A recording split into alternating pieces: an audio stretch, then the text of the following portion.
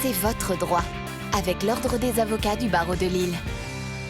C'est votre droit sur Grand Lille TV en partenariat avec l'Ordre des avocats du barreau de Lille. Aujourd'hui, nous accueillons Maître Belinda Boubaker. Bonjour. Bonjour. On va parler avec vous de l'admission en soins psychiatriques sans consentement. Et déjà une première question, est-ce qu'une personne peut donc faire l'objet de soins psychiatriques sans son consentement ? Alors, par principe, une personne ne peut faire l'objet de soins psychiatriques si elle n'y a pas consenti. Cependant, il y a des situations dans lesquelles le consentement de la personne ne sera pas recherché, car ces troubles mentaux sont tels qu'ils rendent impossible son consentement. Et effectivement, dans ces situations, une personne pourra être admise en soins psychiatriques sans son consentement. Mais il existe quand même différents modes d'admission en soins psychiatriques sans consentement. Tout à fait, nous pouvons distinguer 3 modes d'admission. Le premier est l'admission en soins psychiatriques à la demande d'un tiers connu, qui peut être un membre de la famille du patient, ou toute personne ayant intérêt à agir, tel un tuteur ou un curateur. Mais il faut que l'état du patient impose des soins immédiats assortis d'une surveillance constante et qu'il ne puisse donner son consentement. Comment se formalise donc la demande du tiers quand on le connaît ? Alors, la demande est adressée au directeur de l'établissement choisi.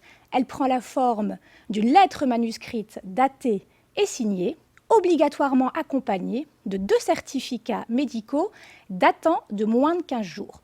Le premier certificat médical devant émaner d'un médecin extérieur à l'établissement d'accueil.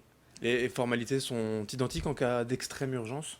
En cas de risque grave d'atteinte à l'intégrité du malade, le formalisme est plus restreint, puisque un seul certificat médical émanant d'un médecin de la structure d'accueil sera suffisant pour enclencher une admission en soins psychiatriques sans consentement. Alors on évoque là le deuxième mode d'admission maintenant ? Tout à fait. C'est l'admission en soins psychiatriques à la demande d'un médecin extérieur à la structure choisie, mais seulement lorsque le malade n'a pas de famille ou est isolé, et lorsqu'il existe un péril imminent pour sa vie ou sa santé. Là encore, les formalités diffèrent ? Tout à fait. Donc le médecin va adresser sa demande d'admission au directeur de l'établissement qu'il aura choisi et il accompagnera sa demande d'un certificat médical motivé qu'il rédigera lui-même. Enfin, le troisième et dernier mode d'admission ? C'est l'admission en soins psychiatriques à la demande du préfet qui peut prononcer une hospitalisation au vu d'un arrêté avec un certificat médical émanant d'un psychiatre, mais seulement lorsque le malade compromet la sûreté des personnes ou porte atteinte gravement à l'ordre public. Alors malgré le fait d'être admis sans consentement, les patients en soins psychiatriques ont tout de même des droits.